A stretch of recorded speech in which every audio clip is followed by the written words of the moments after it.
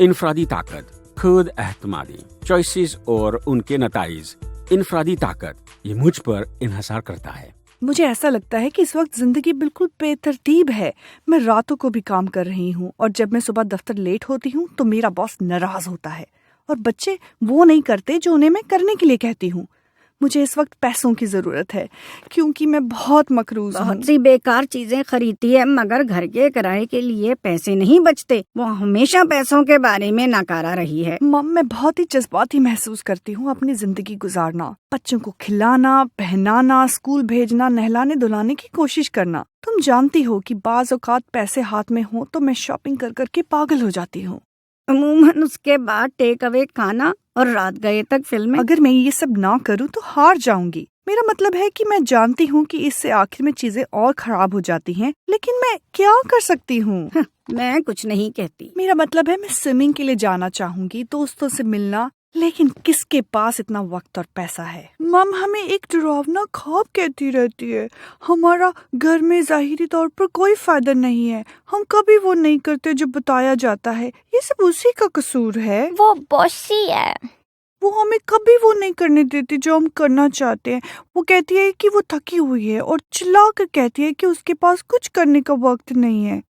پرسوں ماں مجھ پر چلائی، میں نے اس کو پینٹنگ دکھائی جو میں نے بنائی تھی، وہ چلائی کہ میں فون پر ہوں۔ میں نے غصے میں رنگ فرش پر پھینک دیا۔ مم چلائی میں مزید پینٹنگ نہیں کر سکتی کیونکہ یقین کیا ٹرسٹڈ۔ میں واقعی بہت چلاتی ہوں، ٹانگیں مارتی وہ ہوں۔ غصے میں پرپل ہو گئی۔ میں بھی پرپل کلر کی ہو گئی تھی۔ بہت خوب۔ مجھے یہ کہنا چاہیے کہ کیرن نے اپنے آپ کو سنبھال لیا۔ یہ سب تب شروع ہوا جب کیرن نے کہا میں اس پر ہر وقت تنقید نہ کروں، بلکہ اس نے چاہا کہ میں اس کی کچھ چیزوں میں مدد کروں۔ اگر میں ماضی کی طرف دیکھوں تو میں بہت نکتہ چینی کرتی تھی۔ ہم نے مل کر ایک بجٹ بنایا، غیر ضروری خریداری، باہر کے کھانے کم کر کے اتنے پیسے بچیں گے کہ میں ہفتے میں 2 مرتبہ دوست کے ساتھ سوئمنگ جا سکوں گی اور مم بنگو جا سکے گی۔ بچوں کی مدد سے کھانا پکا کر بچت، کبھی کبھار جو چاہتے ہیں اس کا انتخاب کر سکتے ہیں، اور انہیں کچن میں کام کرنا اچھا لگتا ہے۔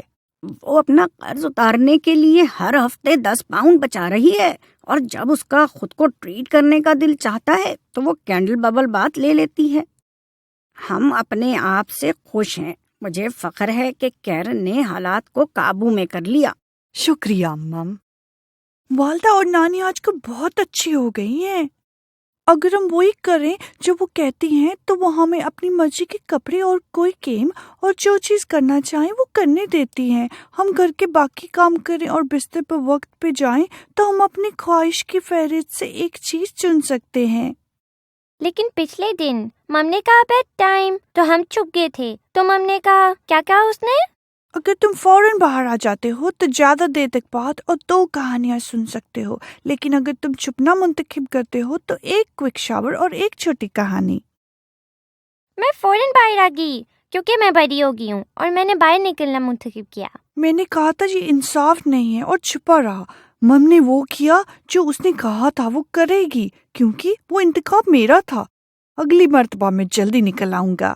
ہاں میں خوش ہوں اگر نانی اور ماں خوش ہیں۔ میں بھی۔ آپ نے کیا نوٹ کیا؟ اداس مگر پر امید۔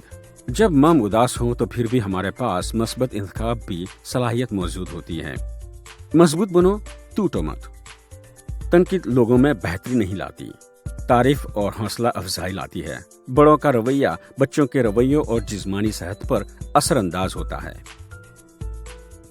اپنے آپ میں بہتری لائے۔ چوائسز اور نتائج بڑوں کی ذہنی صحت اور بچوں کو ذمہ دار شہری بننے میں مدد دیتے ہیں۔